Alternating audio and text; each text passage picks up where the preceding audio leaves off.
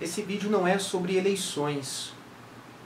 Esse vídeo eu vou dedicar especialmente a uma figura que recentemente ganhou certa notoriedade por conta do então deputado e hoje candidato Jair Bolsonaro. Eu vou falar sobre Carlos Alberto Brilhante Ustra, um torturador condenado em todas as instâncias da justiça brasileira. Eu tenho aqui na minha mão um livro que foi escrito por Carlos Alberto Brilhante Ustra, o mesmo sujeito que foi lembrado por Jair Bolsonaro por ocasião da votação do impeachment de Dilma Rousseff. Talvez poucas pessoas conheçam Carlos Alberto Brilhante Ustra, mas é importante que nós o conheçamos para que a gente saiba o que significou aquela fala do então deputado Jair Bolsonaro. O livro que eu tenho em mãos chama-se Rompendo o Silêncio. E ele foi publicado em 1987, 2 anos, portanto, após o fim da ditadura militar no Brasil.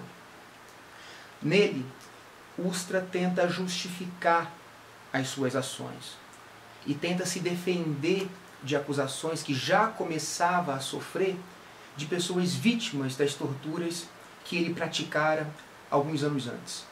Nós, historiadores, temos por força de ofício consultar as fontes, consultar documentos, antes que nós façamos qualquer afirmação.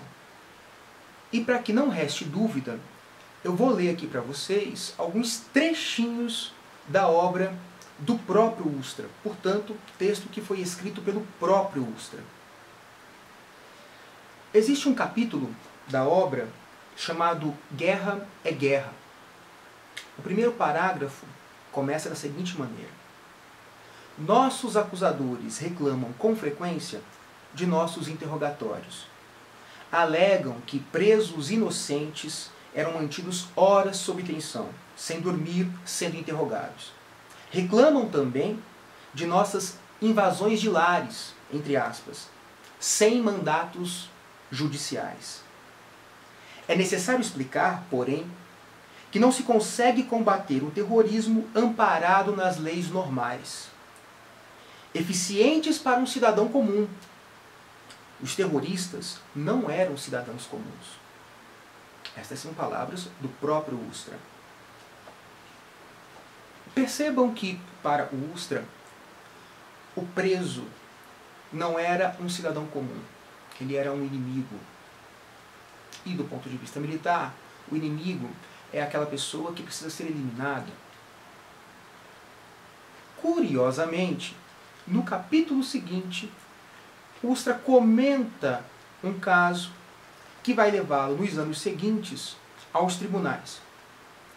Ele menciona a prisão de um casal cujos filhos também foram mantidos sob custódia do próprio Ustra, por intermédio de uma policial. Aqui no livro, Ustra dá a versão dele. Vejam só.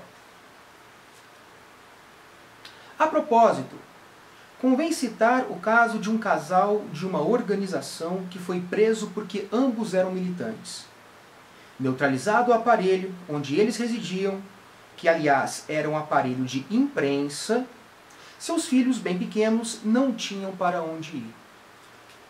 Notem que nós estamos falando da prisão de um casal que não estava armado, que não estava assaltando bancos. O próprio Ustra diz que era um aparelho de imprensa, onde se rodava materiais que eram distribuídos pelos partidos e organizações de oposição à ditadura militar. O casal em questão era Maria Amélia de Almeida Telles e o seu companheiro, César Augusto Telles. Ambos foram presos, além da própria irmã da Maria Amélia. Os 3 foram levados ao doicode. E 2 crianças, filhas do casal, foram mantidas sob custódia do próprio doicode. Elas teriam permanecido na casa de uma policial feminina. São palavras do próprio Ustra, vejam.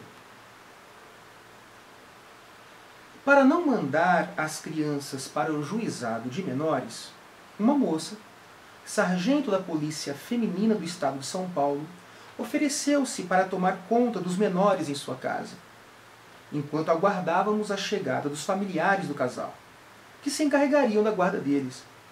Diariamente, a meu pedido, as crianças eram levadas ao DOI para visitarem seus pais. Notem, aqui o coronel admite que de fato mantinha sob custódia as crianças filhas do casal.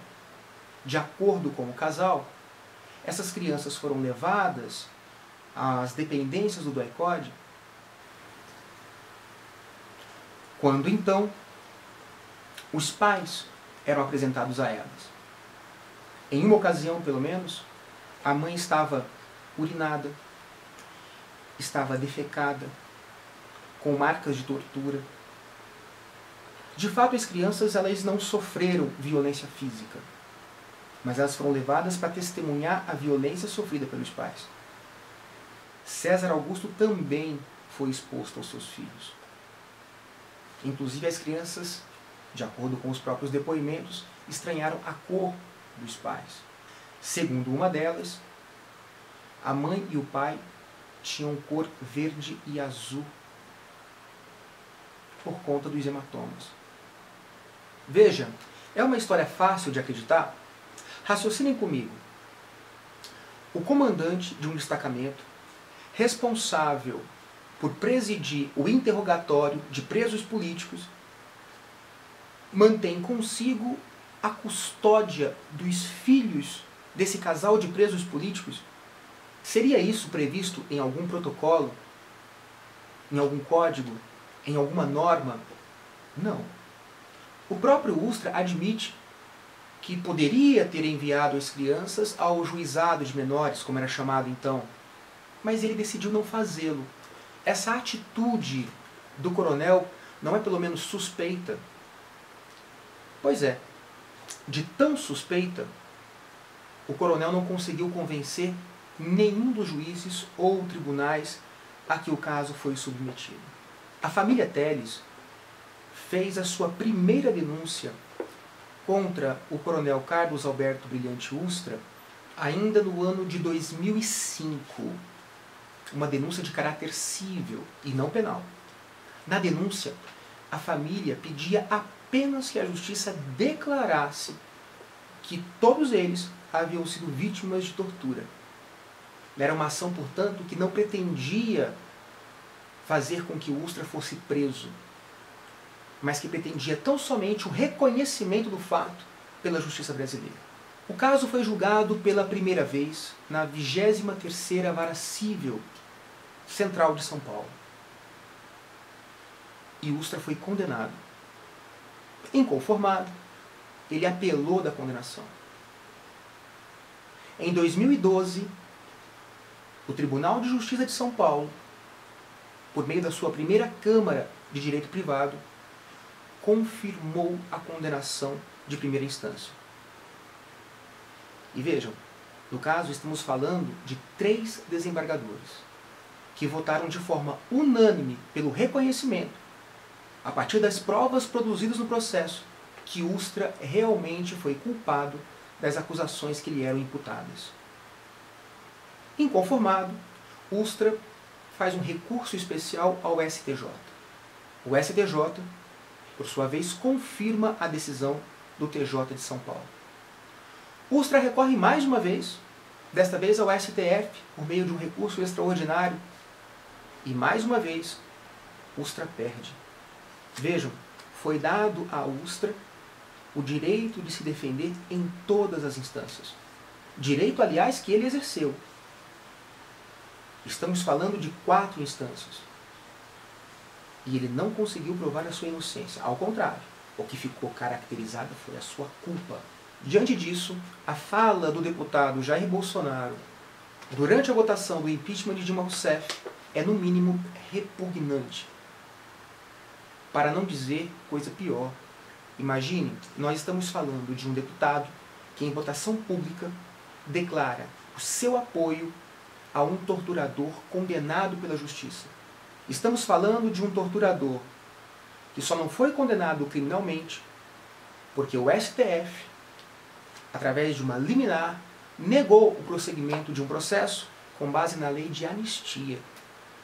Nós, historiadores, temos um compromisso com a verdade.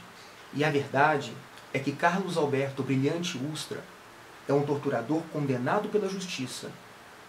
E o deputado Jair Bolsonaro, apesar disso, presta homenagens a esse criminoso. Pela memória do coronel Carlos Alberto Brilhante Ustra, o pavor de Dilma Rousseff. Não é à toa que declarações como essa nos fazem suspeitar não só do caráter do deputado Jair Bolsonaro, mas também com o seu compromisso com respeito às pessoas e com respeito à justiça. Portanto, quando o deputado Jair Bolsonaro glorifica um torturador, como eu disse, condenado em todas as instâncias da justiça brasileira, isso diz muito sobre o caráter dele. Isso diz muito sobre quem ele é e os valores que ele sustenta. Não é diferente com a família dele, me refiro sobretudo aos filhos. Um dos filhos dele, Eduardo Bolsonaro, pousou com uma camiseta cujo título é Ustra Vive. Está lá, na própria página do Facebook. Não é possível que a presidência do nosso país seja exercida por alguém que glorifique a tortura e que seja indiferente aos direitos fundamentais e à dor das vítimas desses criminosos. Alguém que, aliás, gosta de dizer que bandido bom é bandido morto, mas que, o que tudo indica, parece ter preferência por certos bandidos e obsessão por outros. Um presidente que se diz defensor da justiça, um presidente que se diz contrário à corrupção, não pode glorificar torturador, não pode parabenizar criminoso, não pode fazer vistas grossas a crimes gravíssimos de lesa humanidade. Portanto, não se trata de eleições. Trata-se, isto sim, de nós pensarmos que tipo de presidente nós queremos, que tipo de sociedade nós queremos construir. Porque se nós optarmos por construir uma sociedade que aplauda a violência e que seja indiferença a vítimas de tortura, nós podemos ser as vítimas dessa sociedade. Você deve notar que não tem mais tutu e dizer que não tá preocupado. Você deve lutar pela xepa da feira, dizer que está recompensado. Você deve estampar sempre um ar de alegria e dizer tudo tem melhorado. Você deve rezar pelo bem do patrão, esquecer que está desempregado.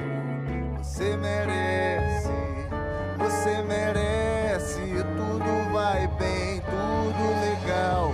Cerveja, samba, amanhã seu Zé, já acabarem com teu carnaval. Você merece, tudo vai bem, tudo legal. Cerveja, samba, amanhã seu Zé, já acabarem com teu carnaval.